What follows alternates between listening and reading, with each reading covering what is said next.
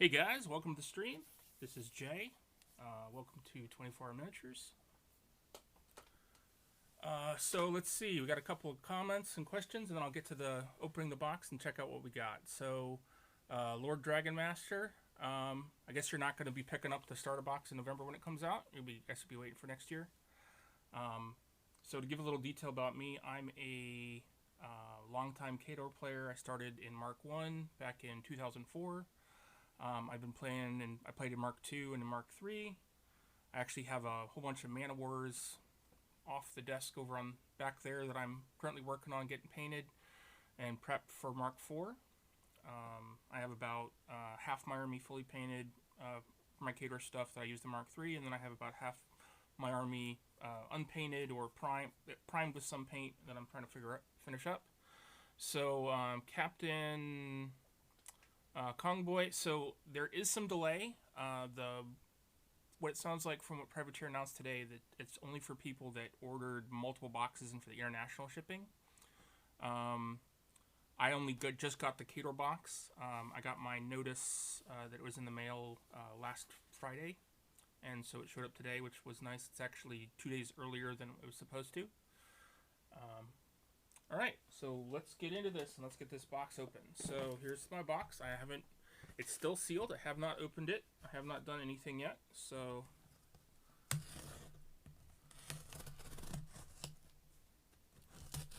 everybody hear me? Yeah, I'm old school. I used to be a press ganger. I run my meta in Norfolk, Virginia. So it has made it to the East Coast. Alright, so let's see. Packing slip, what do we got? Box, yep.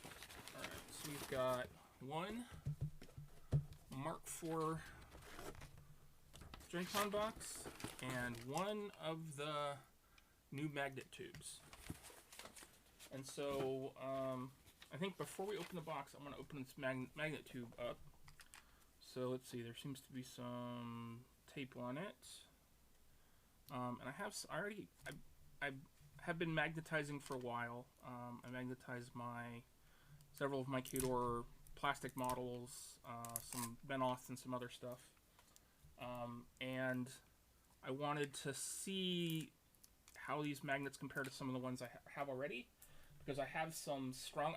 I've heard that the magnets that they use in here are good and strong and have good, from what I've seen, have good adhesion, but I want to see how they compare to the magnets that I am used to. And I have some that are possibly a little stronger. Alright, so let's see what we got. Alright, so it's interesting that they came packaged like they were in the plastic vial like that. So I don't know if anyone else has any experience with magnets, but usually when a company sends magnets, they put it in a plastic baggie, and then wrap it with a lot of bubble wrap, and then stick that in a box separate itself. The fact that they weren't packed and they were just loose in the plastic is interesting. I don't know if that's something that privateers should look into, how it should be sent or not. So I order a lot of magnets from K&J Magnetics, which is a Pennsylvania-based U.S. magnet producer. So here's what their packages look like. And I have a bunch of different sizes here, but the ones I want to compare with are these N52, which are sort of anodized black magnets. They are just a little stronger than your normal magnets. I also have some that are sort of like half size that aren't black anodized. And so let's see how these compare to these magnets that we got here. Just from my precursor look, these magnets that I have are 1/8 size. And they are the same size as the small magnets. So it looks like the small magnets are 1/8, which means these bigger ones are probably like 1/10 or one. Let's see, do I have any 1/10s in my little box? Where did I put it?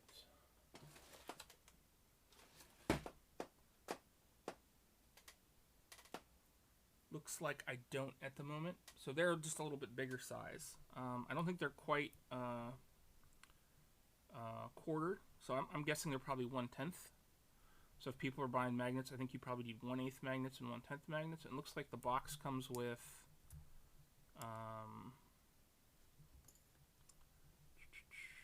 5, 10. So it comes with 20 of each. And I know that some of the different models use different size heads and things. So let's see. Let's get into the box and see what we got. So, all use archaic forms of measurement. Yes, we are from America, and one of the few places that does that. 1/8 is roughly, I think it's 3 millimeter. I think I've used those interchangeably. Though you usually want to, if you're using 3 millimeter, you usually want to, Joel, instead of 1/8, you want to do like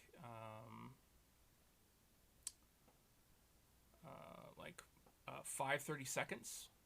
If you're using the U.S. metric system. All right, so here's how the box comes. You've got it's packed in the box, just like a Colossal would be. Looks like they got the wording that there was too much room, open space in the boxes, and things were rattling around. This is how Colossals and things used to be set up. Let's see.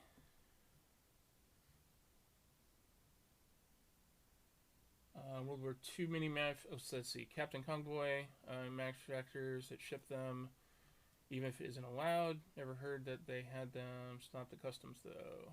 I haven't actually seen. So I used to do World War II stuff, but I haven't actually seen any with magnets shipped with them. I'm guessing you're probably talking about the Flames of War. I'm guessing for tank turrets and things. I definitely used to magnetize those. Let's see. Yeah, they were loose in the big box. Yeah. So yeah, this seems like they got the message that there was some issues. Looks like there's also a warning that privateer ships. This is the sort of standard warning. Contains resin parts. Also talks about magnets, and if you have any problems, you contact front desk. Privateer press. Yep. Check out more in the assembly diagrams on Privateer Mark 4. I have those saved, and if I need them, I'll open them up. But I think these guys are pretty easy to assemble. Let's see. Oh, righty. Yeah, it looks like that these are really well packed. They're packed in a second bag. I definitely like what I'm seeing so far compared to what some of the previous pictures were like. All right, so I have a lot of experience with 3D printing. I own a resin 3D printer and a regular 3D printer myself, and I've been doing it for several years now. So we can see what these models are like. So let's see. So this is we're going to start with the Great Bear, which is the one I'm really interested in. Let's see. Not the instructions. Yeah, I don't know. I think it's good that they're. I think it's good that they're available online. I would like to see something like that available. So let's see what we got here. I'm wearing my zoomed in glasses. If you need better, closer detail, I will be putting pictures up on the general after I get these guys built. In general, this looks pretty clean. I watched Travis's build of the Khador. Looks like there's a little bit of could be leftover from the support removal of support process, but there's just like a couple of little burrs here and there. But that's pretty common in these kind of models. This is actually super clean. I'm used to seeing a lot more pitting. Like you can see, I don't know if you can see it, but right here there's a bump on the back of this that's sort of broken off, and that looks like that's a support. And before anybody's like, oh god, don't cut towards yourself. This is a very dull blade. I use a very dull blade when I do modeling stuff. Looks like we've got some more support pits here. Ooh, wow, this resin actually cuts really, really nice. So I've heard a lot about it, the resin being pretty brittle, but it definitely feels a lot like cast resin to me. At least this part does. We'll see some of the thinner parts and see how they flex and react. But yeah, I think for a first pass, that's pretty good. There's one little bit right there. A bit right there. Alright, so there's the body. So let's see, now we got some legs. Where is my leg? Your leg, there we go. Alright, so I watched Travis, sorry, I forget his, Nekazaro, his stream when he put together the Signar and the Orgoth, and there were still some little bit of some supports and things on the model in a couple of places, just like the little thin ones up against the piece. But I'm not seeing those there. There's a little bit of pitting of where they connected in a couple of places, which you're gonna get. But I haven't seen any print lines yet, which is really great. I know that they've been working on improving the process and improving the cleaning process. There's also doesn't seem to be any powder that's on these. I have a little bit of stuff with me, so if we do encounter the powder, I'll show you how to clean it off models. It's pretty simple. Looks like there's a little bit of something in there. But yeah, these are super clean. This looks like see, probably even cleaner than a injection molded plastic part.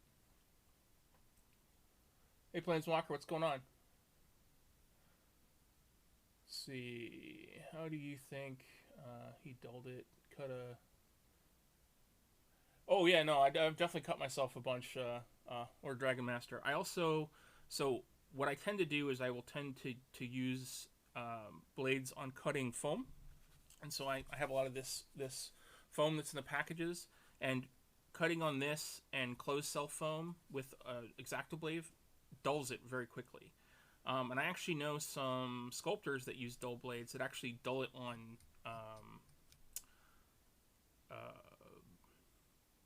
sandpaper. But pretty much what I do is I have one that's dull, one blade that's dull, and one blade that's sharp. I have a couple laying around in a packet here, so if there's something I need to cut, I will. I can pull a sharp knife out and switch them out. But I basically I keep some sharp ones and some dull ones, and when the sharp ones become dull, then I switch my blade. It's usually what ends up happening. And you can see that the tip of this blade is broken off, and that's just what happens as they get dull. So you can see there's a little bit of material here that's come off these models, but they are super clean as far as obviously there's not going to be any mold lines because they're 3D printed. There's just a little bit of material or ports from the supports that I'm finding in some of the recesses, which is pretty common. But yeah, that looks pretty good. So let's look at this one. I'm feeling good, Planeswalker. I've been overall pretty good. So my health has been kind of poor lately, guys, which is why Planeswalker's asking about that. But I've been pretty good recently. My foot is I had some issues with my right foot, and it's pretty much healed. And overall, I've been feeling good for the last little while, which is nice. All right, so yeah, I mean, that's all the work this foot took. Here's a little bit right here on top of this gear. All right, so we're gonna look at the arms and stuff here in a minute. I'm gonna get the legs on this guy, and I'm gonna glue him to his base. All right, so for those of you that are, well, I mean, you're all hobbyists because you're here. But I prefer using Gorilla super glue. This is the blue gap filling. And I also like to use this accelerant. So this is Bob Smith International, which is a you can find in like Hobbytown USA's, and at sort of a generic almost Instaset accelerator. I've been using this for 15 years. It's super safe. It meets all the regulations that California has for non-toxic chemicals. It's water soluble. I mean, it's very safe compared to like Zip Kicker and some of that other stuff that's popular and you see out and about. You can get this stuff on Amazon if you can't find it locally to you, but it's a great, and you'll see how quickly it makes the process.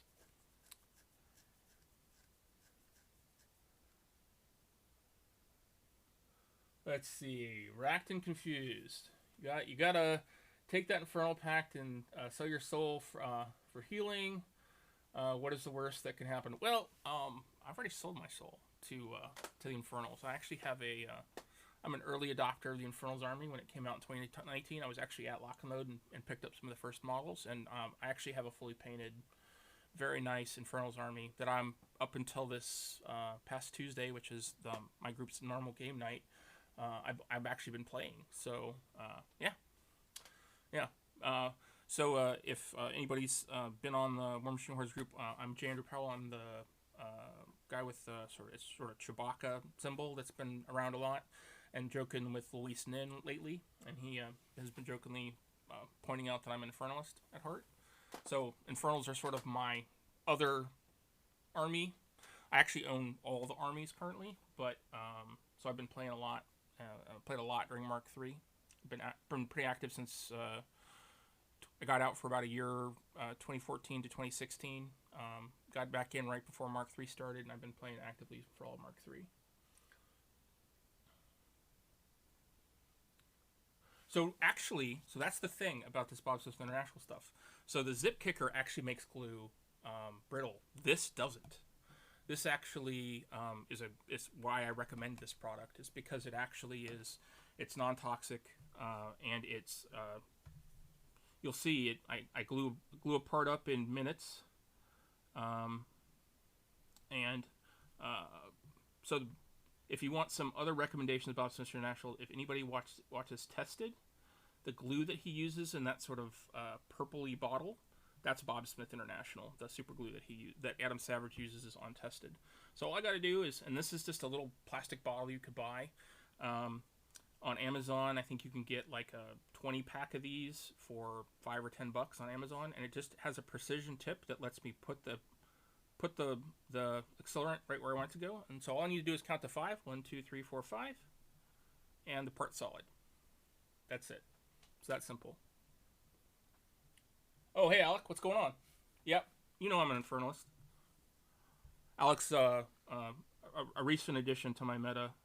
He was a press ganger and organizer in Germany before he came to my area. All right, so we just grab this piece, and usually what I do is I'll put the glue together, I'll hold it for a sec, and then I'll just put a couple of drops on, count to 5. 1, 2, 3, 4, 5, and boom, solid.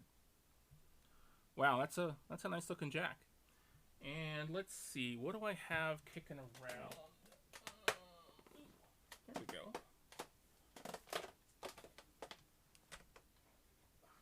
So here is no, I didn't, sorry, I was away. Here's a plastic Khador Juggernaut. You can see that this model is actually pretty good scaled against it. I did not paint this one. I bought it used. It was already magnetized. But I have magnetized several in a similar fashion to this before. But yeah, that's a pretty good size. And then, for those of you that are interested, here is the Karchev Deathjack model. It's a little conversion of my own because it didn't come with a shoulder. And yeah, he's just about the same size. We'll use these two comparisons as we go forward. All right, so I was able to start on some custom bases of my own. And so we'll get this guy glued up for this. Let me make sure that they're sitting flat. Alright, I think that's a pretty good position. What do you guys think with the... Is that right there? Alright, so let's see. Let's get a little glue on him.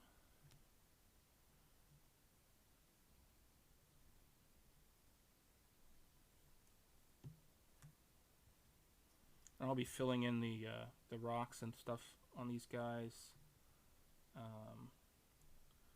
later, probably before I post pictures of this stuff tonight. I like to get the model on before I do that. Alright, so, but I'll do it before I prime. To give you sort of an idea of what it looks like. Let's see, what do I have kicking around? Here's a work in progress model, and this is what what the base will sort of look like as I'm prepping and painting. It's not actually a finished model. I don't think I have any finished guys with these kind of bases kicking around. And it's just tongue depressor cut up with, and then I use, there we go. Gotta reach between all of my setup stuff that's everywhere. This is what I use for the basing material. So Vallejo earth texture. If we have some time, I will show that. Alright.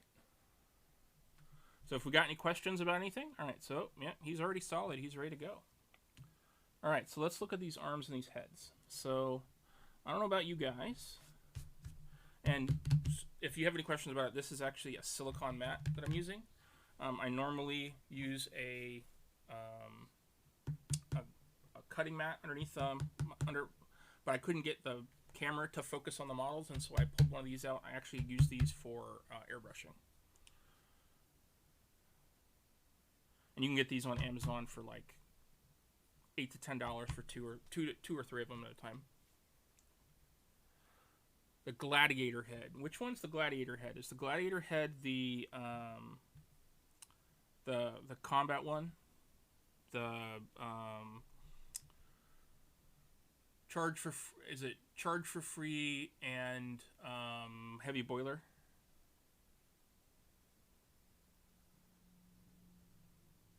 So you mean this, or do you mean this Spartan head, Spartan looking head?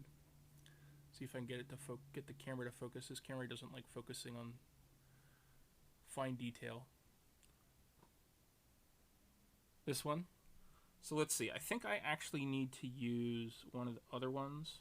So one thing I noticed when Travis was putting these together is that when you put the head in, it's super far out in front of the body, and I don't really like that. I like the more traditional Juggernaut styling where the head is more underneath the body. And so I'm seriously thinking about cutting the head down and just gluing the one I like in for the heads.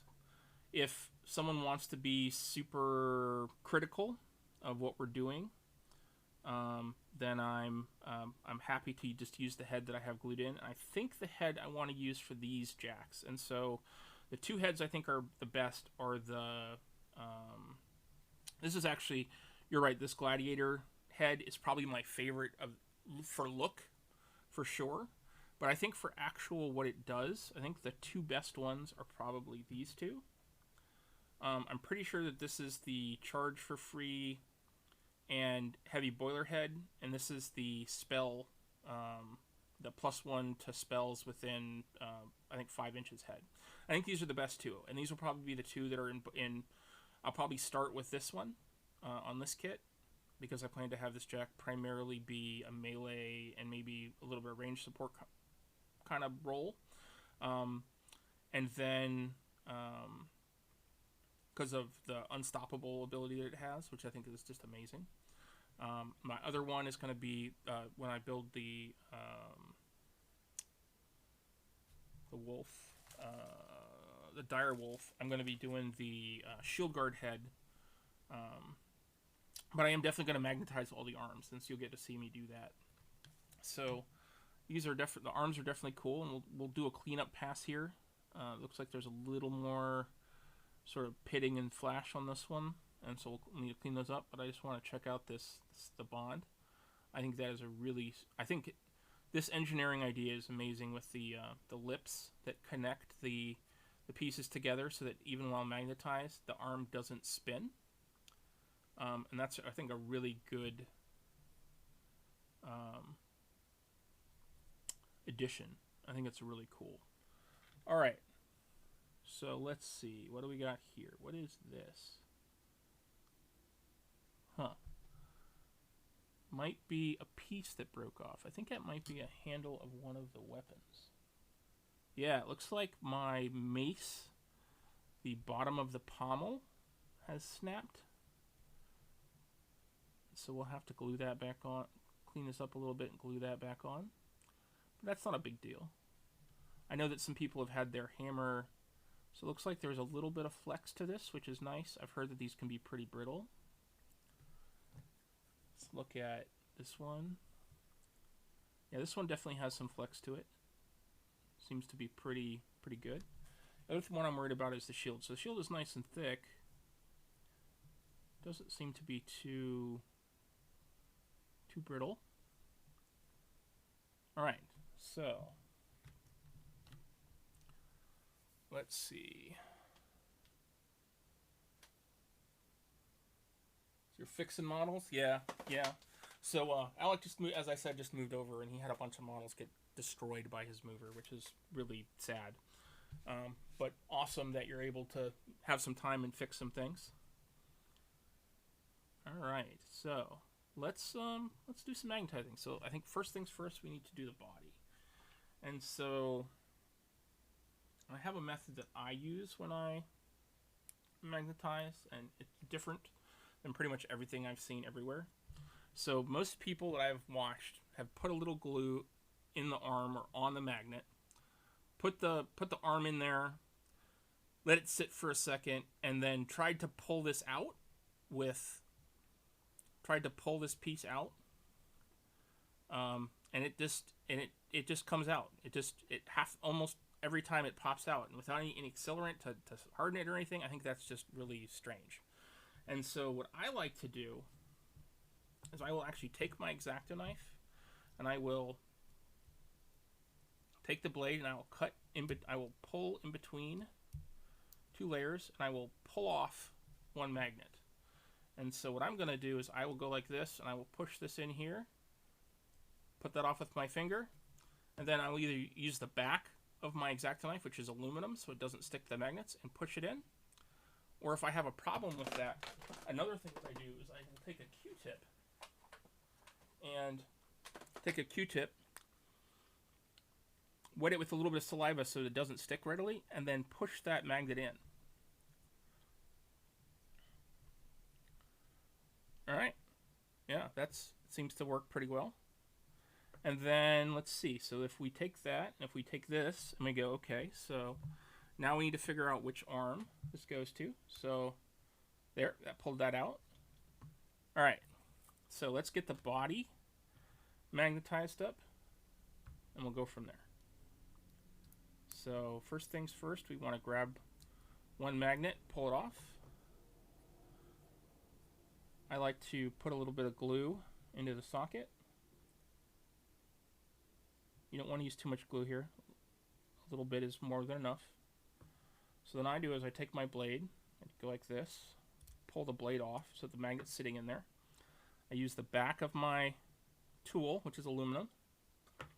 So then I'll take this, tamp that in a little bit, remove the excess. You can also use a little bit of foam to do this part. Remove the excess glue from around. Let that sit, and then what I'll actually do is I'll take a little bit of my accelerant, and I'll just drop it in there, and boom. Magnet's in there and solid. And so we'll give it a sec. So now if we take our magnets, boom, and it's in there. Alright, so now what I want to do is I want to have the other side be the opposite polarity. It's just what I like to do. So what I'm going to do is I'll leave the magnets on that side. I'll cut this one off here. I'll come over to the other side. Put a drop of glue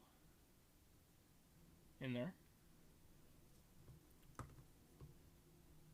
Take my blade. I'll go like that. Push this in.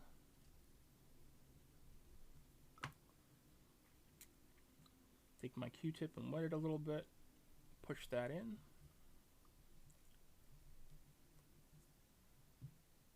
Take my foam and pull the excess off. Put a drop of Accelerant in there. 1, 2, 3, 4, 5. And boom, magnetized. Simple as that. Alright. So, that was pretty easy. What do you guys think?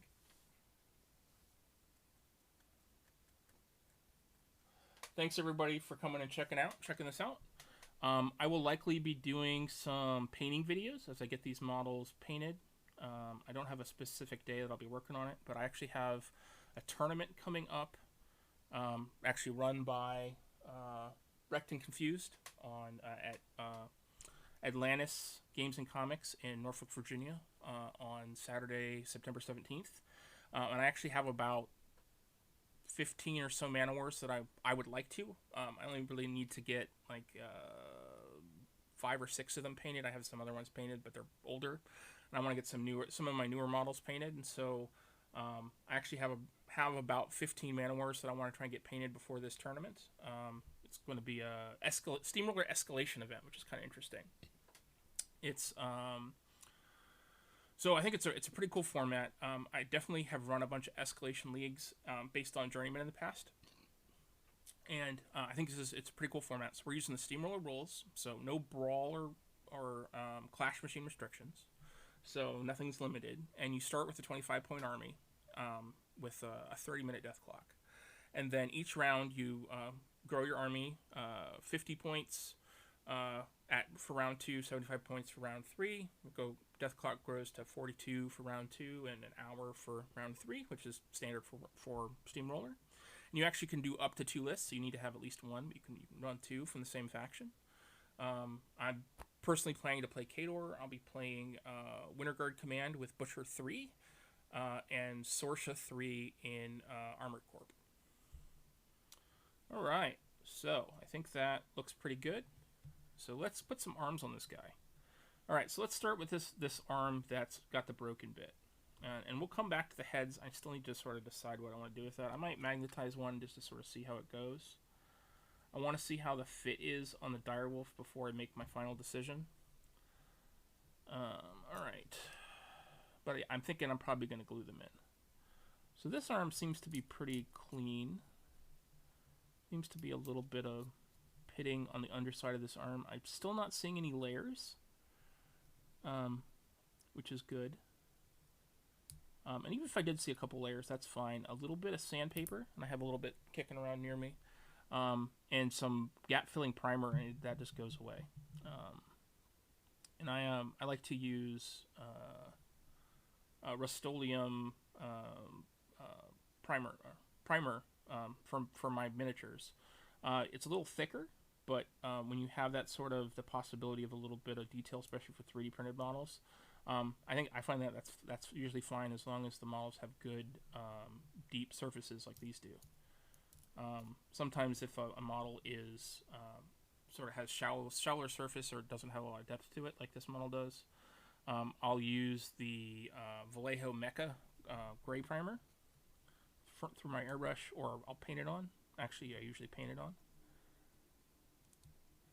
What do you guys think? What do you guys use for your models? Alright, so he seems to be pretty clean. I'm actually really impressed by this. Got a little bit of bend and flex I like. Alright, so let's look at this. Looks like there's a little bit of a twist break. Alright, so what I want to do is I want to put a little drop of glue on the hilt of this weapon. Then, and because of this mat is rubbery from the silicone, the glue bottle doesn't like to sit. It's also kind of empty, so Alright, so I want to make sure that I get this aligned properly, and it looks to me like it's probably like this. Maybe. Like that. 1, 2. I just need to get this to get a little bit of grip. 2, 3, 4. Because I can't really hold it, but hold it with one hand and grab my accelerant. I could drop a little accelerant on it and then touch the bit to it, but I want this join to be pretty precise. It definitely drops the working time down.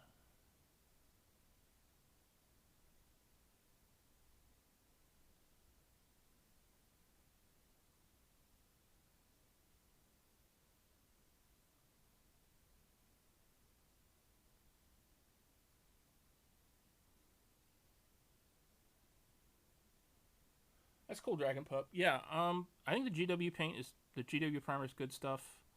I haven't honestly used their paint line primarily in a while. Actually, since P3 came out, I do use their contrasts and some of their technical colors, but for the most part, I use P3 as my paint line. I use a little bit of Vallejo for certain things, like I've been experimenting with this mecha line fluorescent recently on some models. I've been playing around with trying to make some glows and things on some Crucible Guard guys that I'm going to be giving to one of my friends at the end of this league that I'm playing in right now with my local meta. I really want to get the glow right because I'm going to be painting a Colossal with it, the Crucible Guard Colossal with it, and I want to make sure the glow really pops against his color scheme. Well, it looks pretty good. Straight and good. All right, so that's one arm. So let's pull an arm from the other side. So at least early starting out, I think the arms that are I'm most likely to use on this jack will probably be this hammer. And we have the axe on this side. We have the gun on this side. We have this one and this one. So there's just the one hammer on that side. And then we have the shield and the fist and flamethrower. And so for my initial thought on this jack, I'm probably going to use the aggressive head, which is the charge for free and heavy boiler. I think I'll probably end up using the mace and shield, or maybe the mace and I believe that this is the dozer, the decimator gun. I'll probably use that. I'm also really interested to see how the fist flamethrower works. I definitely want to give that a try. But I definitely think that on some of my other builds, the axe plus one of these two other guns is definitely good. I think if we're playing a larger game, this one's pretty nice because of the rate of fire. But if we're playing a smaller point game, I probably will use this one because of the versatility of it. But let's start by doing the shield arm and the mace. Alright, so let's look at the shield arm, see if it needs to be cleaned up at all. Looks like there's some scratches in the resin a little bit, and there's some material here and there. Let's see, anybody say anything? Giga Shield. Yeah, Shield is awesome.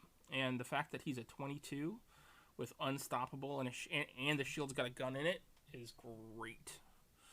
If you can't tell from me talking about Manowar earlier, I'm an old school. The Manowar and Butcher 1 is what got me the game back in Mark 1. So the first models I bought back in 2003. I didn't actually start playing until right before Escalation in 2004. Yeah, it's Manowar have definitely always been one of my favorite things, and I have a pretty large army. I have 2 chariots. See if I have anything kicking around. I don't look like I have any of the painted guys up here. They're all down in my case, getting ready for me to start playing with them next week. All right, so let's see. Looks like there's some pitting on this guy, so it's something a little different that we haven't seen yet. There's a little bit of bumps on the underside of his arm, and that's pitting from the supports. Sometimes, and so what I like to do when I when I 3D print models is I will actually heat the part up after it's been printed before I put it through curing and remove the supports, and I find that removes a lot of that pitting. Let's see if I have a little bit of sandpaper kicking around that I can use real quick and see if I can sand some of that off. So here's a little sheet. So this is 220 grit, and you can see I've used it. So one of the things I do a lot of is I print bases for some games and things. I actually have some. I'm a 3D sculptor, a CAD designer by trade, and so I actually have an Etsy store, and I have a couple of base inserts and things like that for that I've used on Warcaster and things in the past. But yeah, so there's a little bit of that pitting here, and let's see if we can't just sand this down a little bit and get that to be smooth. And so normally on a bigger part like this, if you don't have experience, you want to wet sand, and you want to wear a respirator. Because I'm on stream, that's not very practical, and so I'm just going to do it this way. I'm going to be real careful, and I will actually, before priming, wash this surface after we get this glued up to get all of the little particulates out.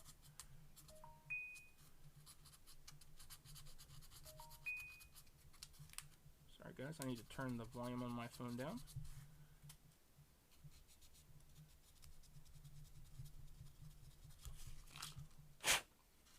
Alright, so let's see how that did. So there we go.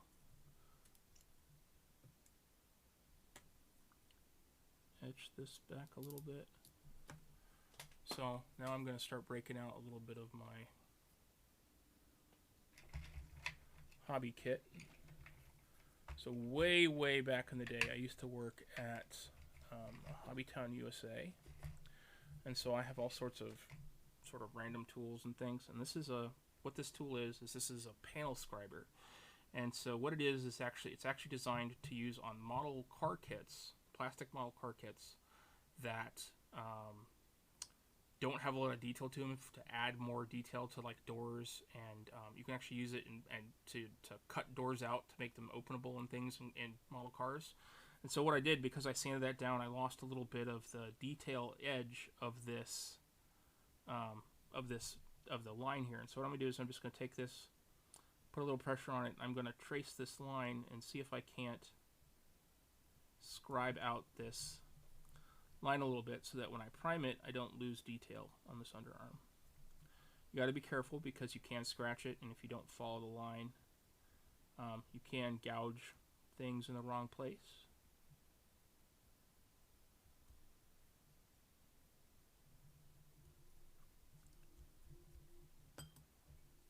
Well, what is that? Let's see. Only if I want to live forever. Yeah, breathing in resin is bad. I agree. And I should probably be wearing a respirator, but then I wouldn't be able to talk to you guys. So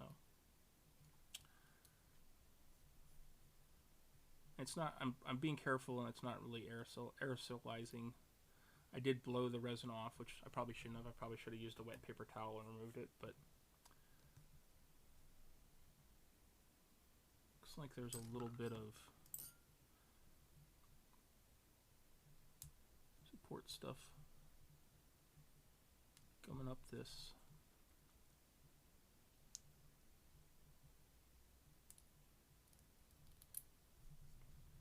Alright, I think that looks pretty good. See, with a little bit of paper towel, a little bit of sandpaper, I was able to smooth that surface out. Alright, pretty happy with that. Alright, let's get these arms magnetized. Alright, so step one, so we need to figure out polarities of our magnets on each side. One thing I like to do is I like to just, if I got some extra magnets, I can put that stuff on there. And so all I have to do now to make sure that the polarity is right for this arm is I take my X-Acto knife and because it's dull and I can put my finger on it, I come in here and I just cut off one magnet on that side, pull it off. And now, no matter what I do, unless I, it slips and it comes out, that polarity will be right on that arm. And so what I'll do here is I'll just come in here, put a little bit of glue in my arm. And I like to put the glue in the arm. I know that Travis really likes to put it on the magnet so he doesn't put too much in. I like to put it in there because I like to have it soak up around the edges once I press it in, so that it causes it to seat better. And so what I'll do is I'll just push this in here like that.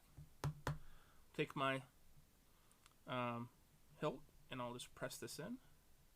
Like I said, this is an aluminum body so that it won't stick to the magnet. I'm going to remove a little bit of the extra off the surface. I like to use the swab with it's wet a little bit to sort of seat it, make sure it's seated well. I'll put a little bit of Instaset on there just to seal up any glue that's still wet on the surface. Count to 5. 1, 2, 3, 4, 5. Wipe off the excess. And now, boom, seated. There we go. We got our first arm on. Magnetized, sits well.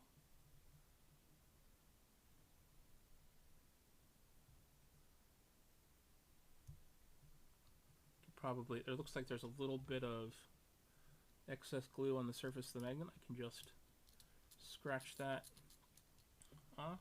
There's probably a little, yeah, there's a little bit of residue on this one from the glue coming up and around.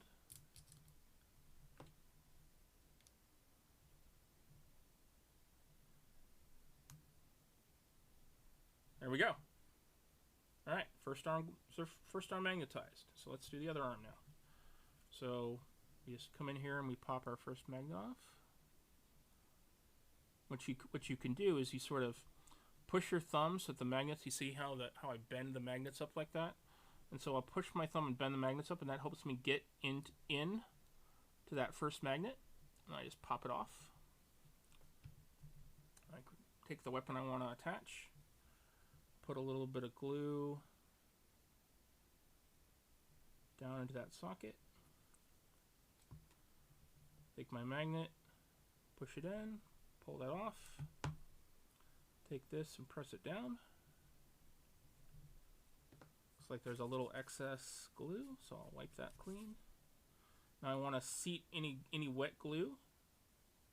So I'll put a little of my Instaset on it, count to 5. 1, 2, 3, 4, 5. Wipe the excess off. And there we go. And we've got our first 2 arms magnetized.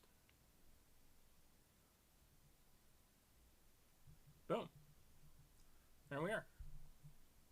First jack done. Well, not the head, but I'm going to wait on the heads and decide if I want to glue them on or not. Looks like this arm is a little loose, and it's probably because I've gotten a little bit of excess glue on the surface, and the magnets aren't touching flat. And so probably what I'll end up doing is I will come in here and trim this, and I'll use a little bit of sandpaper and sand that clean. But for now, yeah, there's a little bit of excess on the bottom here from where I used the wet cotton swab. You can see it's sort of caked white. I just need to clear that up so that part fits a little bit better. What happens if I trim this? And so one thing to understand, guys, when building models is that it always takes adjusting to get everything to fit perfectly. It's not always going to fit. There we go. That's a much better seated fit now. Definitely like that. I think that I would prefer to be able to have this arm be up here, and it looks like it can be, but it comes off the body now because of the tabs. So I might tweak it, because like this, it's sort of blocking the face, but yeah, it's not awful.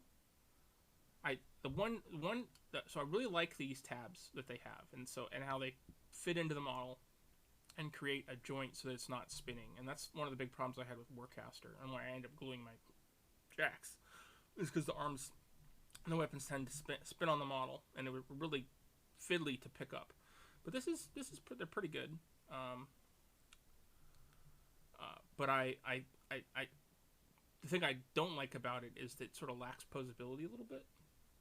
But yeah, that's pretty nice, and it's slightly bigger than this guy. He's roughly about the same size, slightly taller, slightly, but he's about the same width, maybe a little wider. He's probably closer to the newer Kodiak model, which is a little bit bigger than these guys. But yeah, all right. So let's get some more arms magnetized, and then we'll go on to the Direwolf. Or do you guys want me to go on to the Direwolf? What do you guys want? Now that I've magnetized this guy and got the loadout that I kind of want on him, I could definitely move on to the Direwolf. What would you guys like to see?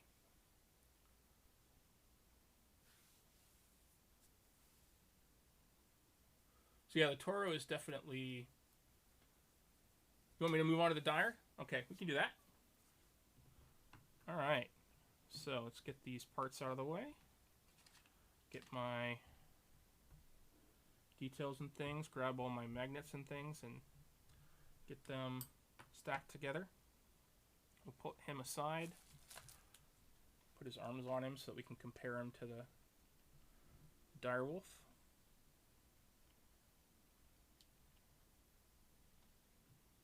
There's definitely a way that those arms fit on, which is nice, but at the same time, it stinks that they're not as posable. I definitely have a couple of really cool magnetized jacks that are super posable, and each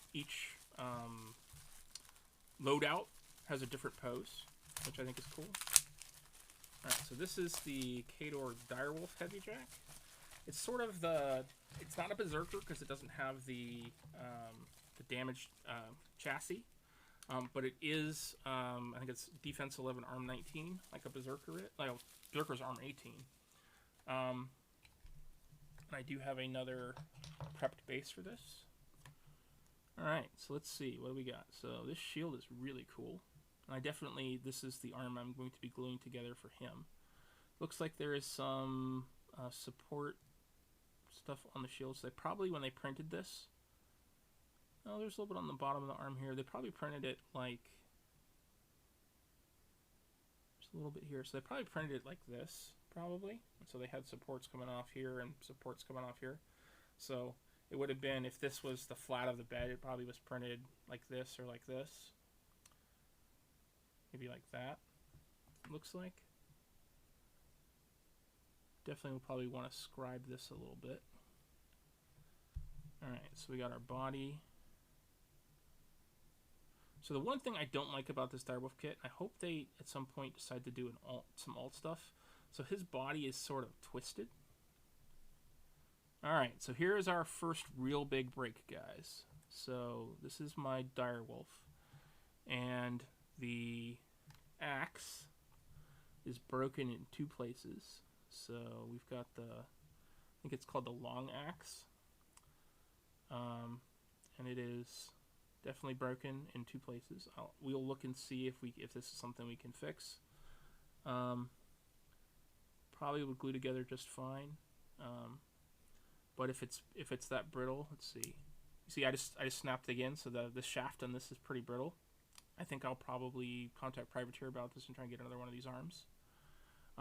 It's okay though, because that wasn't the arm I wanted to use out of the gate. See this guy?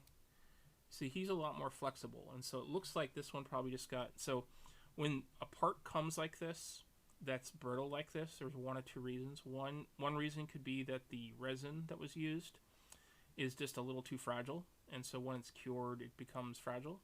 Other reason it could be like this, and it actually comes down to a lot of experience in 3D printing, and it took me almost 2 years to get it really good.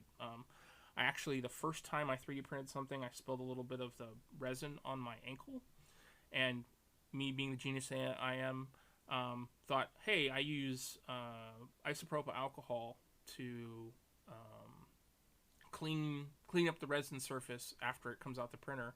I can use that to clean the stuff on my ankle, and it caused me to have a chemical burn. So yeah, so there's definitely a learning curve with 3D printing, and I think that we need to be... A lot of people are pretty unforgiving when they talk about the brittleness of the models and the broken pieces and things, and the residue that one guy at Gencon found. And I think it's just the learning curve. And Privateer, the guys they have doing this, don't have the experience yet to really know everything and know specifically what they're doing and know the best practices of what they're doing. Definitely took me 1.5 to 2 years before I was able to print as well as I print now. And I've printed a lot of really complex models. Here, I can show you one of the biggest things I've printed recently.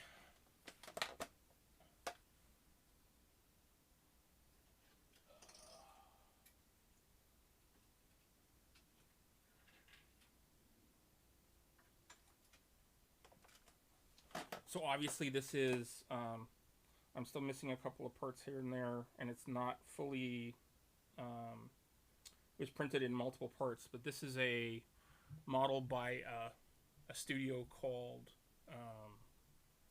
Wild Mesh. They have a Patreon page, and this is it's a proxy for a GW model. But I printed this in, it's 1, 2, 3, 4, 5, 6, 7, 8, 9, and there'll be another 4 pieces for the stuff on the other side. 10 for the head parts. And it super smooth, super nice. I prefer casting in clear, solid in clear resin because it for me it sets up easier, and I can see where there's detail flaws a lot better. But yeah, to sort of show you what can be done with 3D printing, and I definitely think that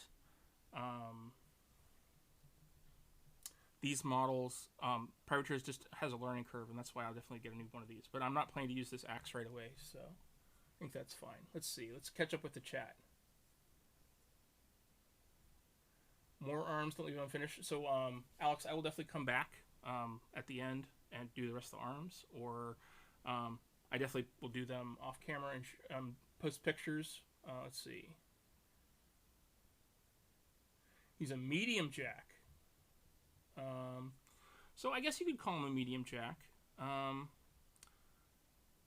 think so. That's possible. So Lord Dragonmaster, he definitely could be defined as a medium jack. He's sort of a little heavier than like a Signar heavy.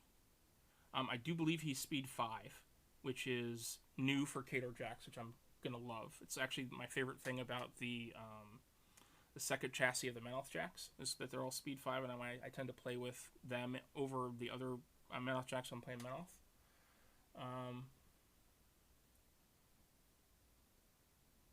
The same size as the shield. Yeah, I'm a little sad about that too. So let's see, what do we got? Where are all of my parts? Here's my shield, my hammer, this is our broken axe. We're going to keep that aside. So we got the bombard, which I think is basically sort of like a destroyer's bombard.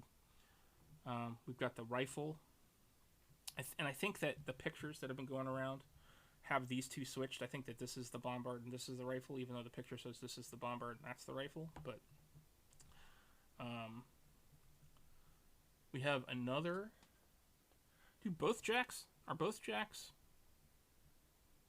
I might have gotten some duplicate parts because this looks like the same bit in these arms, and I only thought one of them had a fist and a flamethrower. So it looks like I'm going to be sending Privateer a message. Oh, this is the rifle. Yeah, this is totally what the rifle is, and I'm not sure. And you're right, it is on that arm. I'm not sure which of these arms are, so I'm actually going to put this one aside because I'm not sure which one is which. Which kit goes with which one?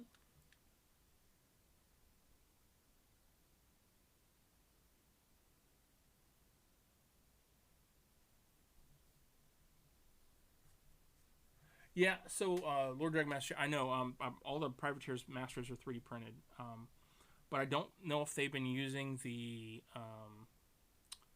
printers that they're using now to do that. I know they're definitely haven't been using the same resin.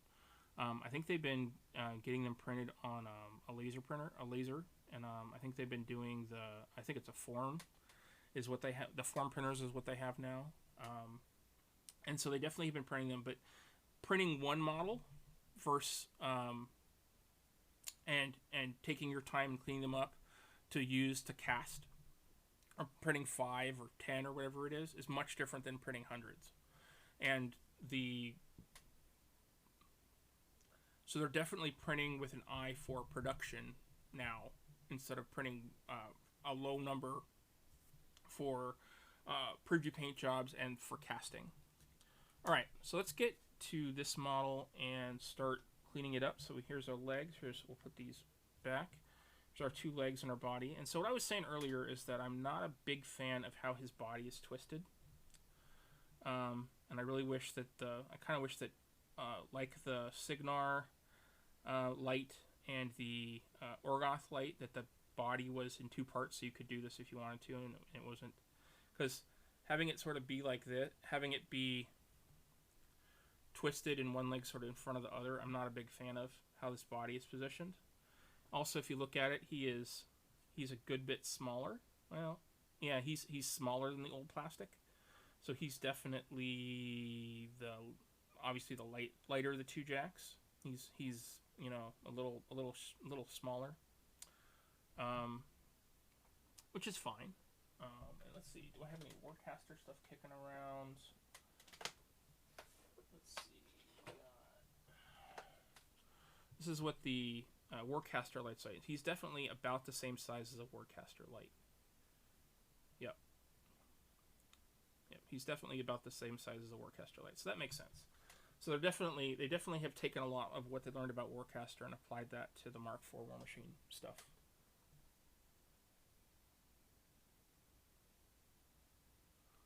All bear arms have shoulders. So what you're saying, so that's a bear arm. So it looks like I was sent an extra bear fist arm. So I'm missing one of the gun arms for the direwolf, and I have this broken arm, and so I will look that up and I'll get that sent off to Privateer. So that's definitely something to watch out for. I know they sort of have been rushing these to get out, and it's understandable that there can be mistakes and things, but yeah, this is all right. So let's get this guy cleaned up, get him glued together. All right, so first thing I notice here is that you see right here, there's a little bit of a nub right there, and so that is a support that is part of this model. So I'm just gonna pop this off, and it should just snap off real well. It cleans up pretty nicely. There's definitely some support burring on the back of this armor piece back there. We got a little bit of. We've got another support burr right there.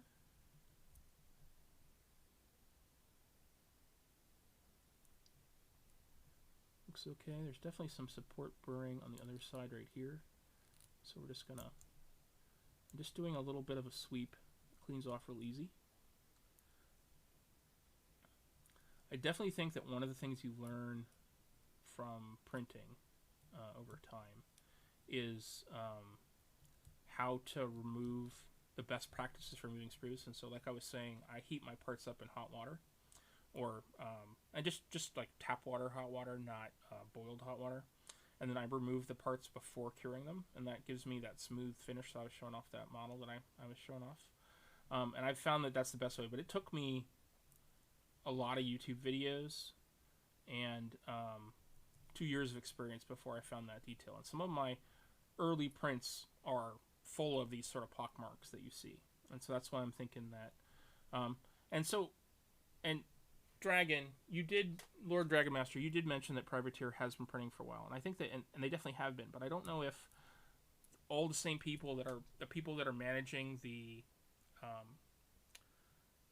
prints for the mass-produced models are probably the same engineers and stuff that would print the 1-off or 2-off or maybe 5 at a time models that they print for their mold masters.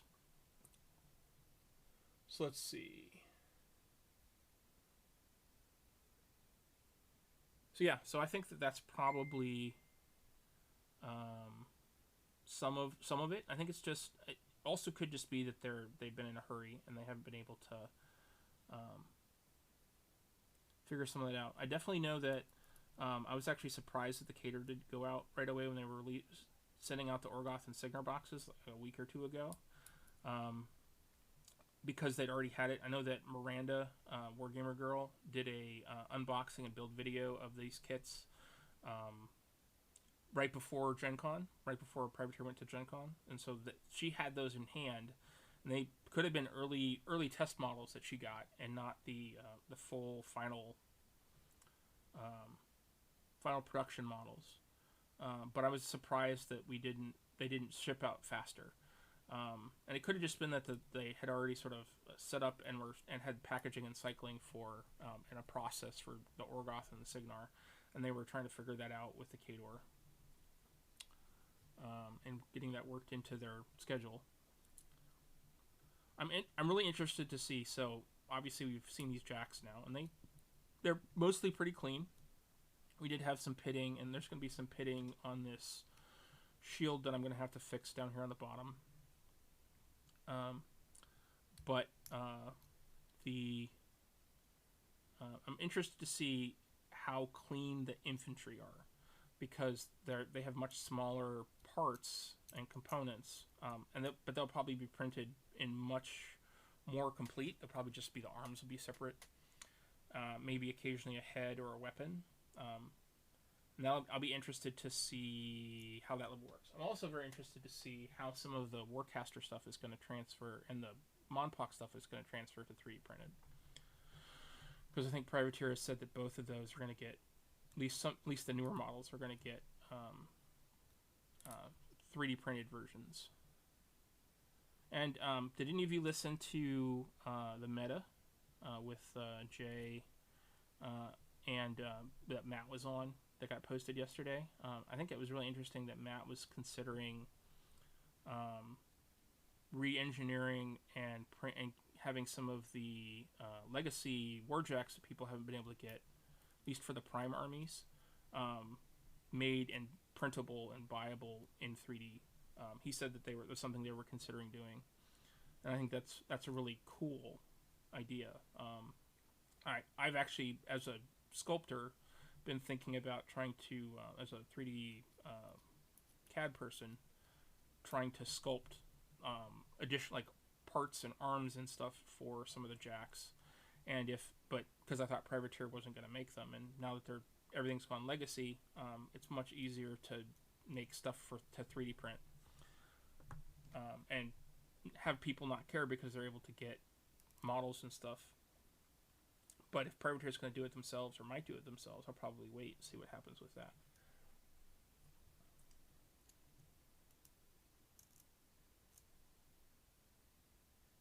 All three, it might be a few more weeks. Wow, that's yeah, it's kind of it's stinky, but I get that. Yeah, they said, I think it was like 3 weeks out or something like that. Not really sure why that is, but it could just be the flow, and they're printing batches of each line for a set number of days, and it should just be simpler to do it that way instead of dividing machines and having certain machines printing certain models and things. All right, so let's get this guy glued up, and so he's interesting. So I don't know if you noticed, but on the other guy,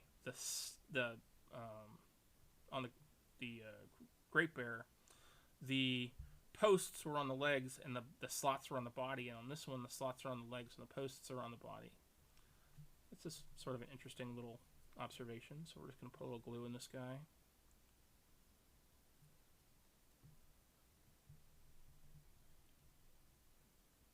Push that in, take my accelerant, put a couple of drops in there, count to 5.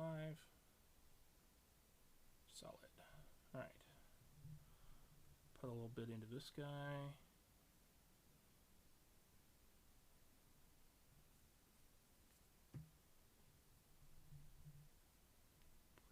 Push fit that in there, get that seated.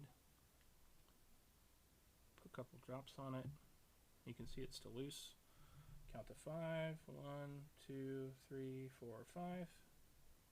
That's actually one of the advantages of this being 3D printed, is that cleaned the way it is that there's no mold release on it. So sometimes when using accelerant and stuff like this, a model has mold release on it, it can cause that glue to take the accelerant to take longer to work, and it won't bond quite as quickly as that. And sometimes you'll have to either re-glue it or reseat it and put a little bit more accelerant on it and wait for like a count of 15 to 30.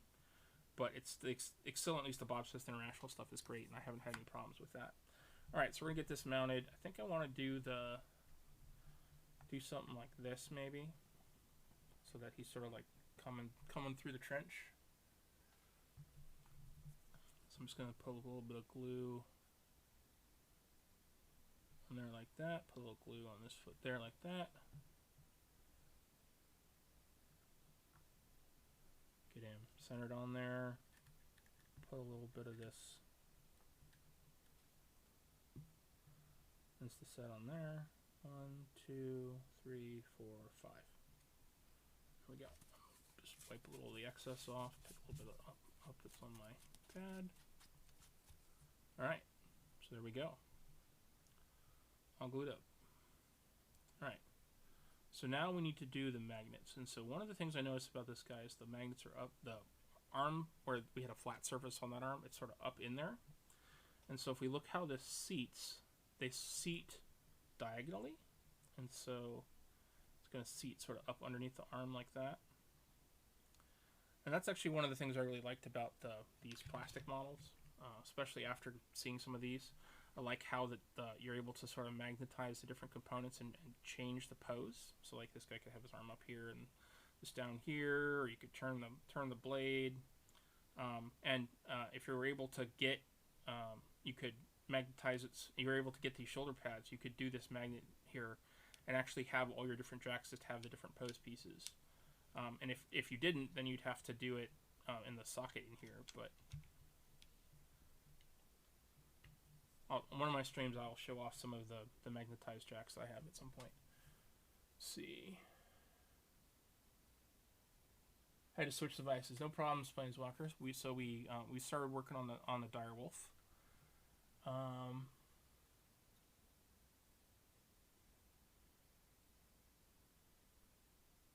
Yeah, Dragon Pup. I think that's probably a good observation. They probably wanted to get as much out as they possibly could, and now they're doing the more complex multi-port boxes, multi-kit boxes. All right, so let's do some test fitting on these guys. So we're gonna take grab a magnet. I'm gonna put it up on the tip of my X-Acto knife blade, and so it's gonna be a little tougher to get it up in there, the way we've been doing it so far. And so you'll see that it's sitting a little flat, which is why I like these, using the Q-tip. This can give me a little bit of pressure and allow me to push up into the surface a little better. So let's see, does that still let me fit this in? Yes, it does.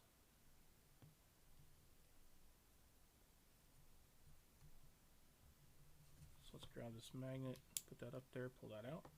All right, so let's get a Q-tip.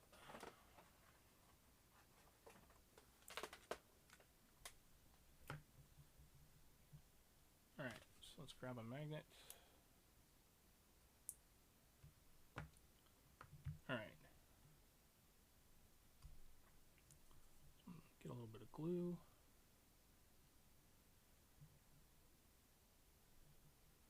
Push this up in there. Grab this.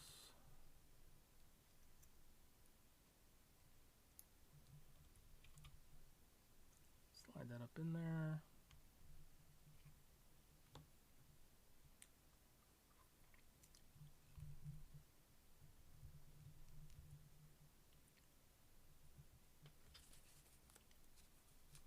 Probably would have been better. So when you guys do yours, I suggest magnetizing into the body before you put the base on.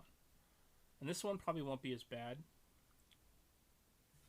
but this one was a little tough. So we'll just do a little bit of Insta-Set in there just to seal up anything, make sure the glue is all solid. I'll get the excess out. Put my magnets up in there. We'll do the other arm now. We'll just pop one off.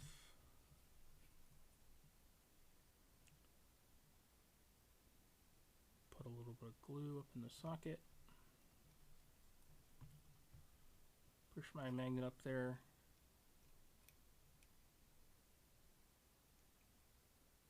Under the tip. Come on, get up there.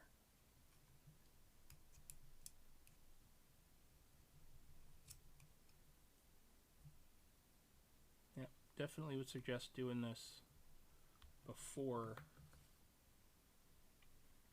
Where's my Q-tip? Come on. There you are.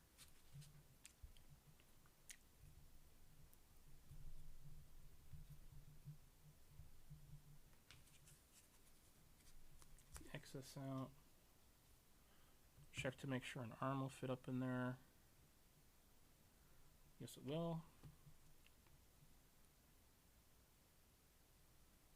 Do a little Insta-set to solidify any wet glue that we still got in there, then clean it out.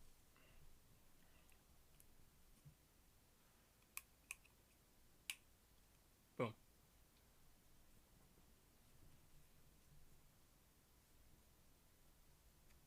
Alright, definitely a little different positioning of how their arms fit together, which is interesting. I like that detail. Let's see, what do we got? Spare freebooters. So I do have, Planeswalker, I do have 2 freebooters, but they are from the Undercity kit. And they're not the actual metal ones. So if you're interested in those, contact me on Discord and we can talk. But I do have 2 of them at the moment.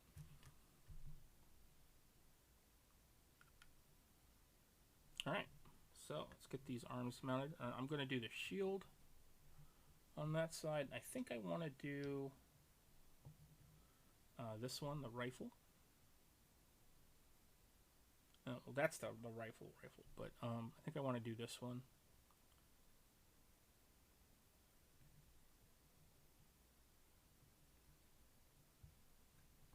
To start with. We got some cool looking heads. I'm definitely going to be doing the shield guard head, so if I decide to mount a head and glue it in, like I've been talking about, I probably will do whatever the shield guard head looks like. That's a little bit better join. I still might trim the neck a little bit and get the head up underneath the up under the cowl a little bit more, which is why I'm thinking about gluing them in. So let's clean these up real quick.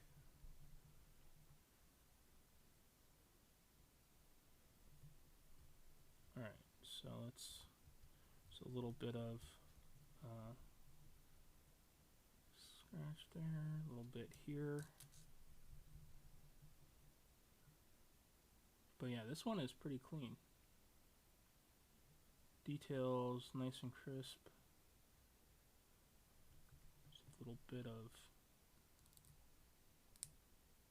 support or something there. A little dot of something right here. Alright, so now looking at this shield, we know that there's some bumpiness and pitting on the underneath there. Let's look and see if there's anything else anywhere. Still haven't seen any layer lines, which I think is great.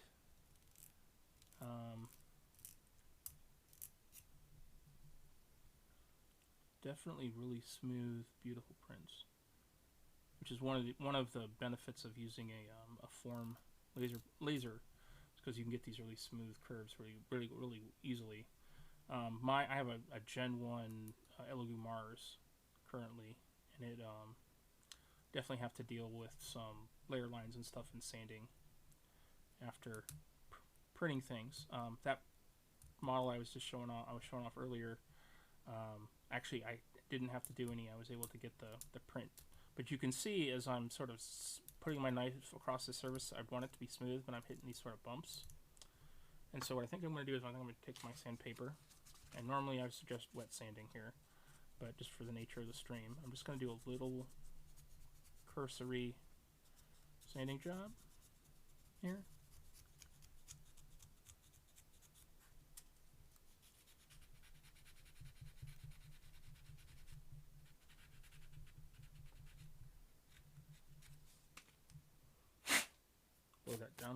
from my face.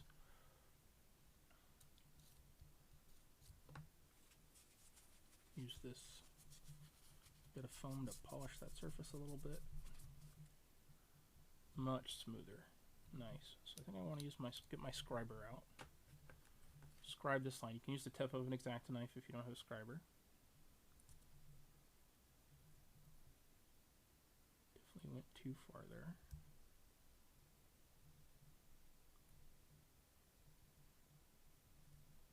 You want to be careful. You don't want to push so hard that you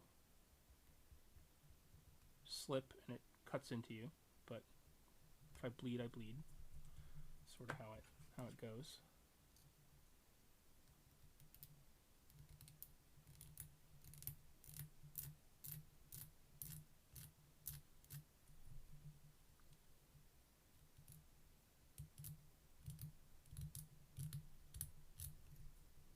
Alright, so I'm going to clean up this part a little bit.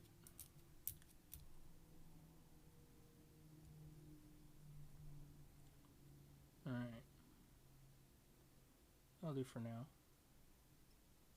Still a little bit of something on the back of there. Alright. So those arms look pretty good. So let's get them magnetized. Pull a magnet there.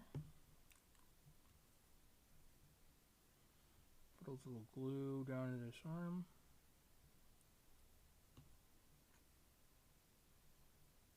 Seat the magnet like that. Push it down. Take my foam, pull any excess off. I'm just going to use a little bit of this Instaset. So 1, 2, 3, 4, 5. Wipe the excess off.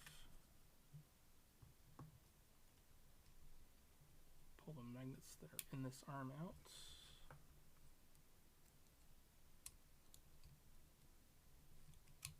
Come on.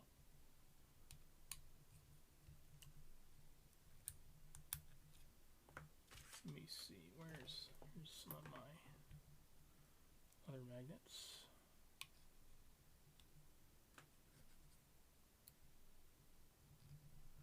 I'm just having a hard time getting a hold of them because the supports are so small. It's not that they're glued in there. Getting leverage on these magnets. See if I can't get, there we go. There we go. Magnets are still fine up in there. So where's that arm? Seat that up in there, and there we go. Here's my first arm. Alright, so now we'll put this in there, and we got a longer support. Take my X-Acto knife, and I'll grab this first magnet. See what I do is I push this up so there's a little bit of a lip. That helps me grab that up. So I'll take this arm, put a little bit of glue in there, take this magnet, push that off, clean up the area, press that down and make sure it's in there firm, clean that area up a little bit, seat everything with a little bit of Instaset. 1, 2, 3, 4, 5, clean that up. Pull these excess magnets out.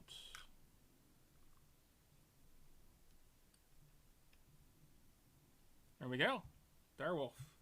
And I'll pick a head that I want to do. I might magnetize them, I may not. We'll see. But I want to make that decision. Alright. So, there we go. There's our direwolf. So we got our, comparing it to the Juggernaut. It's a little smaller than the Juggernaut, it looks like. Wish I had a Rager, because this is that's sort of the role I want this to fit. But I like that it has. I'll be able to give it a gun arm instead of the sword arm. I know the Rager has a shield gun, but this gun will be the gun that I use on this arm will have a little longer range and be a little more dependable. I really wanted a shield guard range support jack because usually this has to stay back towards your caster or back towards the piece you're trying to defend. Comparing this to the Great Bear, you can see how different they are in size. The Great Bear is much larger, much bigger. If I was going to compare these to Warcaster, I'm guessing that this will be priced more like a the heavy will be priced more like a heavy Warjack is for Warcaster, so like I think $40 to $50, where the light jacks are usually like $30 to $35. I'm guessing when they come out separately. But yeah, that's pretty sweet. All right, so let's get these parts pushed aside. Heads. All right, so we're gonna do this caster. So we've been live for let's see, almost an hour, for an hour and 40 minutes. So let's get her, see if we get her built, get this done. Probably get off at right about 2 hours. So we have about 20 minutes left on the stream. All right, so let's see. So I've been worried about her and her parts. So I know that her leg was a separate bit. I know there's been some issues with sword blades, and so the part seems decently flexible. I wouldn't bend the blade too much. The axe has some flex to it, not a ton, so I'm gonna be careful with it. And then this leg is a separate bit, and so when I saw Miranda doing this, it looked like it was a little bit of a sort of tight fit to put this piece in. But that joint's pretty good. So let's get these guys cleaned up real quick. I won't need my magnets for her, and I do have a little base for her set up. So here's an interesting detail. So the fur trim on the back of her comes down and it sort of goes over it, and there's a little bit of a lip, and so a little bit of a line, and so I think I want to try and smooth that out so it smooths out with the bottom of the cape, at least a little bit.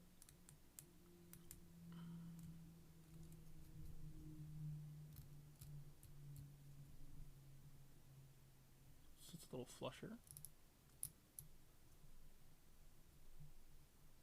I like how smooth the cape is. There's no pitting. They definitely got her support positions right. I'm sure the cape, they did it on the underside of her. Though I'm not seeing any big support placement. There's definitely one right there.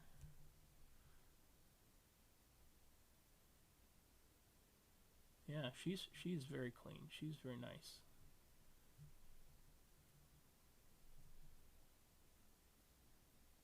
One thing that I think is interesting, and so and it's a detail thing on her that I'm wondering if we'll see continued on other things.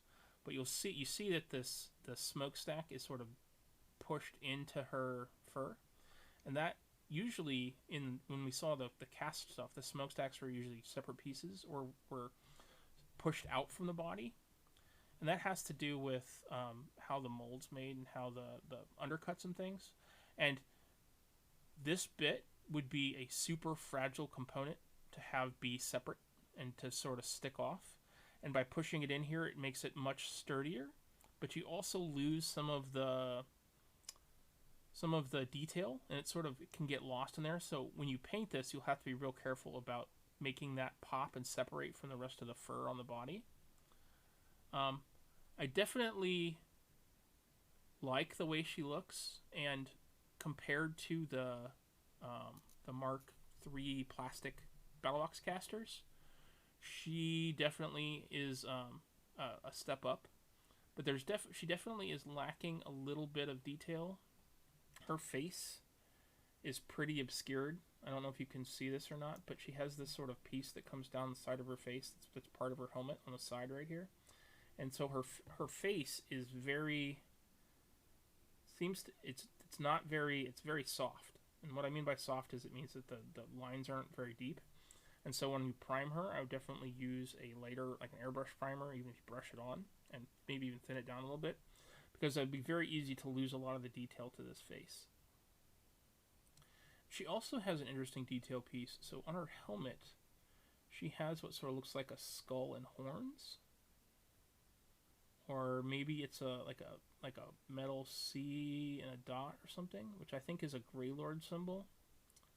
Like one of the Khador Greylord runes. instead of the Khador symbol, which is what I'm used to seeing on her helmet. So I definitely think she's a cool model, but I definitely think that there's like the detail on this is cool, but there's definitely a lack of detail. She's definitely a lot softer than the jacks are. The jacks are bigger, and so I wonder if that's going to be a common thing with these resin warrior models. The armor. So she has a cloth sort of underbody suit and then armor plating, and this armor is very thin. And so I wonder if I use this panel scriber that I have here, if I can add a little depth to that detail.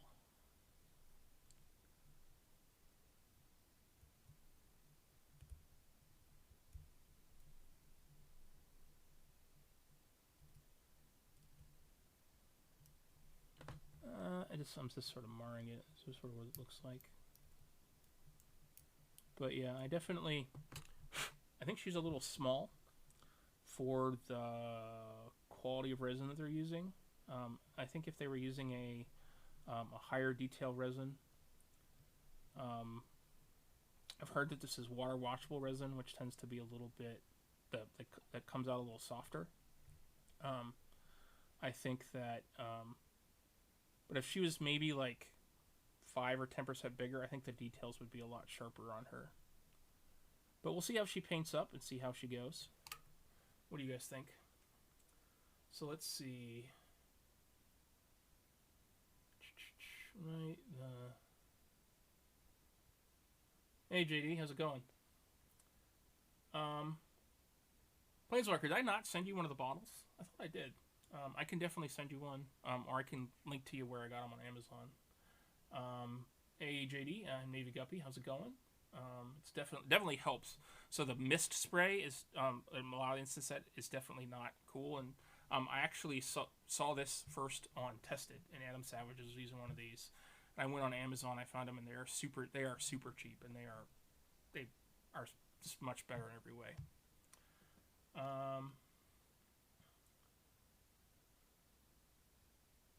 So yeah, I haven't watched a lot of. Used to watch Wargamer Girl a lot back in Mark 1. But I haven't watched her much, or Mark 2, I guess, is when she probably. I forget when she started, but I think she started Mark 2. I definitely watched her a bunch back then. I haven't watched her much lately since she stopped focusing on Warmachine. Let's see, Captain Combo, I guess so.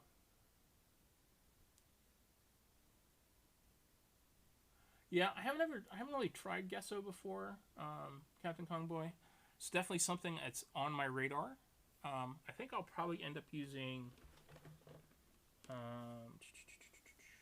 Let's see. I have some kicking around right here. So I have this sort of cabinet. So I store all of my P3 in a Tupperware container. I do have a battle foam bags if I need to transport it around, but I have this sort of rolly cart. So this is what I'll probably end up using when I prime her. It's a Vallejo Mecha Primer. This is the primer that they recommend for Gundam kits, and so a lot of Gundam kits have smaller detail, and these scribers are actually commonly used to increase the detail on plastic Gundam kits. And this is probably what I'll end up using for priming her. And I'll probably paint it on instead of using airbrush. Nothing against airbrushing. I just don't. My setup is currently set up for 3D printing and not for airbrushing, and I'd have to take that stuff down and to put up my sonic cleaner and stuff for airbrushing because I have limited space in my house. Alright, so let's look at some of her other parts. They seem to be pretty clean from the little bit inspection that I did previously. Looks like there's a little support piece in there. They probably printed this like this. Like this, up in the air. Alright, let's see. And so, there's nothing on it right now, but obviously there'll be a vlog of this stream on my Twitch channel. But I also will be posting the video of this up on my YouTube channel, which is 24 Hour Miniatures, and it's where I'm going to be starting to post Mark 4 content going forward. I'll probably be showing off some painting of this stuff And I'm a decent painter. I've been painting for a long time, but and I paint in all sorts of different styles and things. But I tend to cut corners. I'm more of an army painter than a model painter, and so I tend to paint with the frame of mind of getting armies completed instead of the frame of mind of getting a single model completed. And so, like, I don't paint eyes, and I cut corners a lot on some of the detail and things like that. But I still use wet blending and layering and two brush blending and feathering and all that kind of stuff. So wet blending, depending on what the situation requires. So I really like to use feathering on cloth and armor, where I really like to do layering or on flesh with a little bit of wet blending in some areas and stuff like that. So, all right, let's look at her axe arm. I think this looks pretty clean. Looks like there's a little bit of a support stub right here, but that's all I can see. It's a really great piece. I think there's a little bit of a support on the bottom of the axe blade. Probably printed it like that. Alright, so let's get her glued together, get her on her base. Alright, so for her, I think I'm going to approach her a little differently. So I think what I want to do is I want to put some glue on this post. So I want to limit squeeze out because of the softer detail. And so we want to get her leg. And what I'm doing is I'm sort of looking to see if that looks like it's flat. I'll touch it if I need to. I'll just take my Instaset and I'll just drop a little bit of this in here. Count to 5. 1, 2, 3, 4, 5. There we go. Alright, so then she's got a sword bit. Extends out and it looks like the blade goes sort of flat to the ground. And then her axe just sort of up under there. Probably sits like that. And probably what I'll do is, because these axe bits tend to be a little bit, it looks like I could do a 2-point. It's always better if you can glue a part in 2 points than 1 point for stability and staying on. So I'm probably going to put a little glue on the post. I'll probably put a glue on the bottom of this handle, and I'll glue that there so it's touching the leg, so that it has 2 points of contact. I really prefer 3 points, and let me tell you, the Bane Knights, I repositioned them so I could get 3 points of contact. Let me tell you, the metal Bane Knights. But I'll do a little bit there, do a little bit here, and so when I glue this down, when I put this down, I'll put this up into the body, and then I'll touch this to her, and because that's where I just glued her leg on, there'll be a little residue of Instaset there, and so that's already set on the handle. I just need to drop a little bit into the shoulder, and boom, so that bit's on. And so now do a little bit put a little bit on here onto this part of the arm.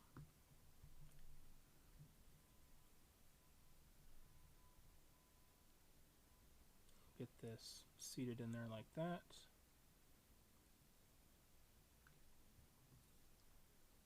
A little bit more there. You can see a lot of the models shiny, and so I always put a little bit extra Instaset on because it will go over. So if I have to glue another spot, I do want to be careful not to get it into ports where I have to put a peg into. But yeah, there she is. She seems pretty cool. See what we got here.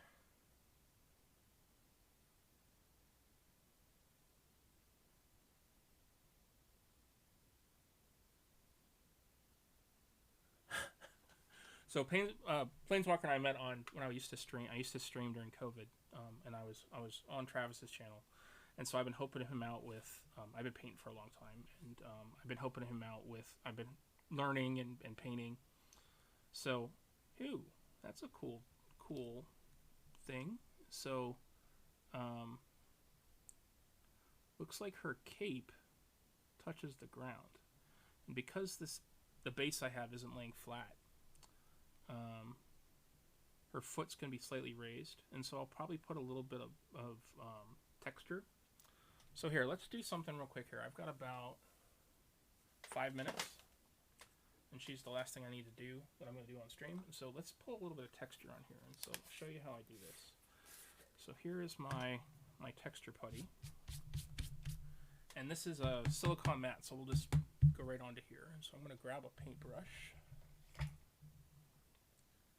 Probably not this paintbrush.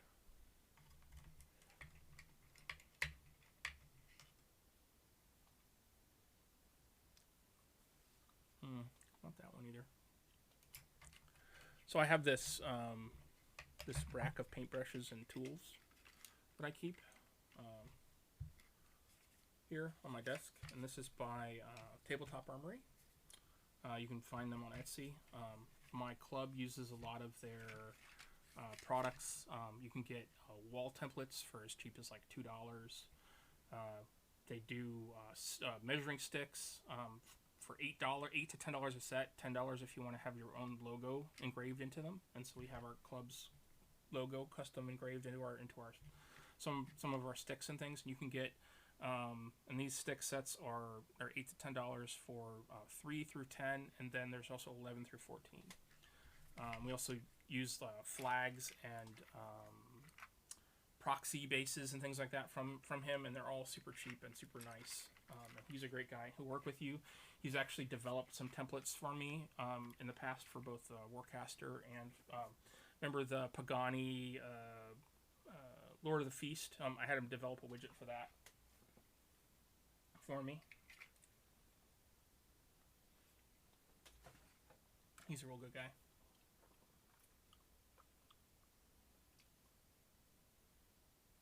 Bit of cracking with my painting hits the spot. What do you mean by that, Captain Kongboy? Alright, so what I'm going to do is I'm going to grab out a little bit of this, and so what I'll usually do is I'll use the back of my brush. I'll put a little bit out, and sometimes I'll just put it in the cap. I'm going to actually put it on my mat, because it's a silicone mat. And so I'll grab my little bit of paper towel.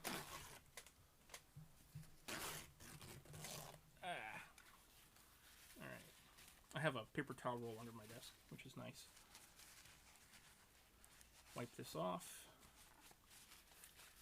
And so one of the nice things about this is that it's water soluble. And so I have this little dropper bottle that I use for painting. You can see it's pretty stained. And this is actually a thinner mix that I use. So one of the things that I do to speed up my paint drying time is I will actually, it's a thinner mix that I use. It's actually 60% water, 35% rubbing alcohol, and 5% matte medium. And sort of what that does is it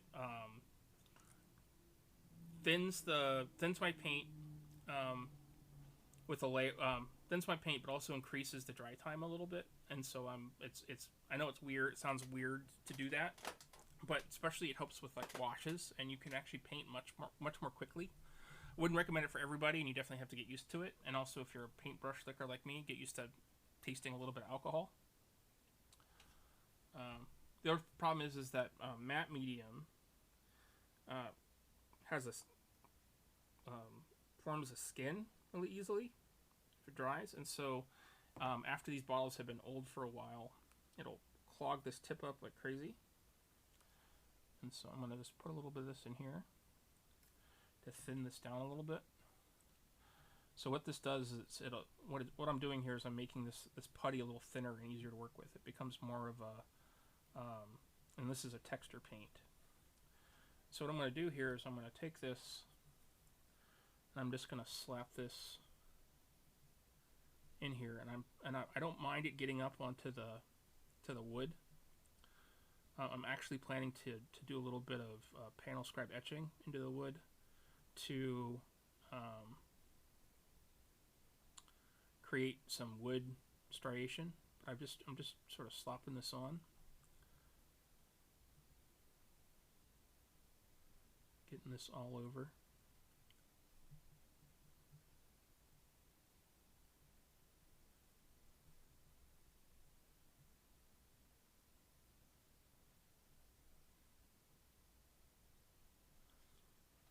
So then what you can do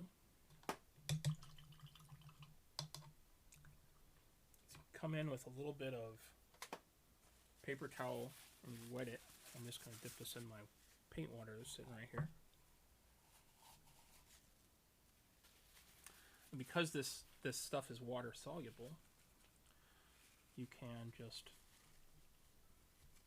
rub the surface off and reveal the wood. Clean the edge.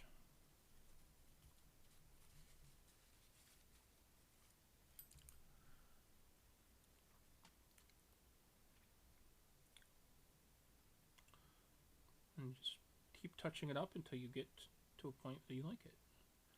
And so one of the things I noticed about her is that one of her feet, because of the way the cape is and how it's going to sort of sit low, one of her feet's going to be sort of up in the air. So I could do it like that and it wouldn't be, it'd still be up in the air a little bit. Be way up in the air.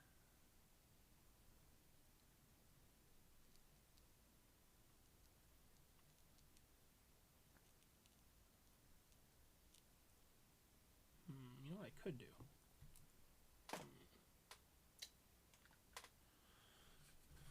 So I just have previously glued these sticks down, and so I could just come in here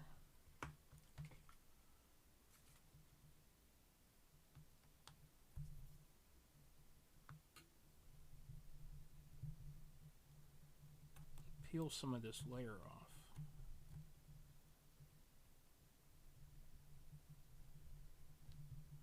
You want to be careful when doing this kind of stuff.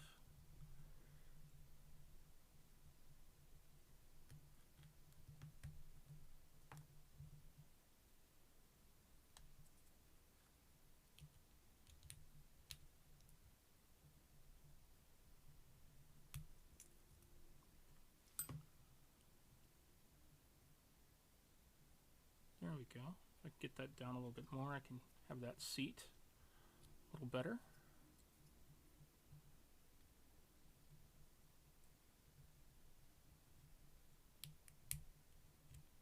You also could file and thin down this lip behind your foot if you wanted to. A little bit. Alright, so I think what I want to do now is I want to just scrape this surface clean a little bit better. Scrape this surface clean just a little bit better. Grab my panel scriber and I'm going to scribe into the wood a little bit. And be careful not to pull the tip into your fingers.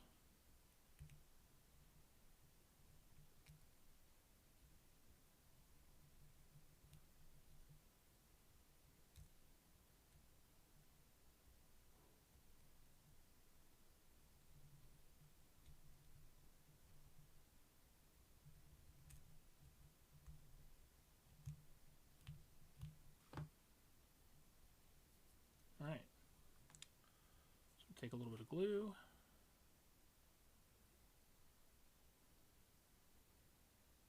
put a little bit right there, a little bit right there.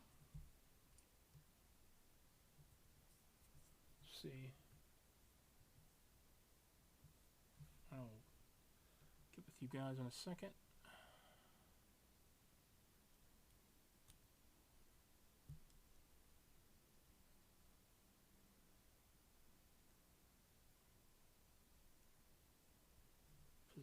Position her on her base.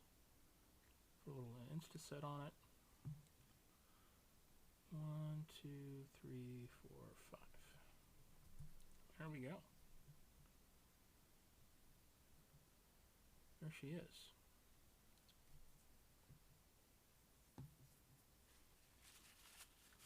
All we have to do is clean this up on this face. Obviously, once it's dry, we can just peel it off. And I'm just going to scoop a little bit of this up.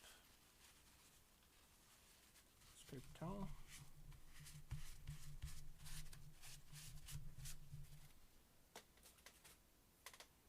Close up my putty.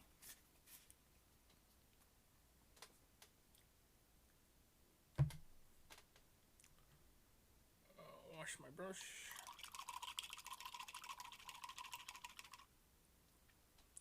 Alright, so let's look at chat. We'll look at the models again real quick. Alright, see what do we got. Kraken spiced rum. Oh, yeah, no. So I'm not much of a rum guy. I'm actually slightly allergic to molasses, but definitely give me a little whiskey or something.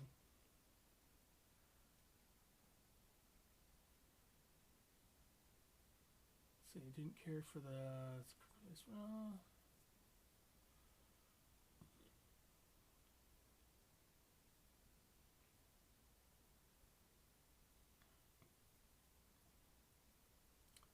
Alright, so let's look at some models. So here we go. Here's our Warcaster. She's pretty cool. I'm looking forward to letting this base dry and getting her primed up. Definitely want to get some washes on her and some paint on her just to see the level of depth. And I'll probably prime her up light and try a little contrast on her. I find that GW contrast paint can work really great for like basic sort of Khador armor. Let's see if I have an example. So here are some models that I'm sort of working on. And so here's a Man-O-War Bombardier. You can see that I used it's actually primed from black on the undercoat, and then a gray, and then a white, and then a bone. And then I washed the whole model with Blood Angels Red GW contrast paint, and that gives you this sort of depth. And then I just picked out the surfaces and washed the whole thing with a dark brown black wash. I like Vallejo Model Wash personally because I can thin it and control the opacity a lot better than I can, I feel, with the GW paints. But the contrast like this doesn't work on everything. And some models definitely require you to build up or paint mid-tone, shadow, and highlight, and sort of feather it like you would like the traditional private press style. So let's see if I have an example of that. Here we go.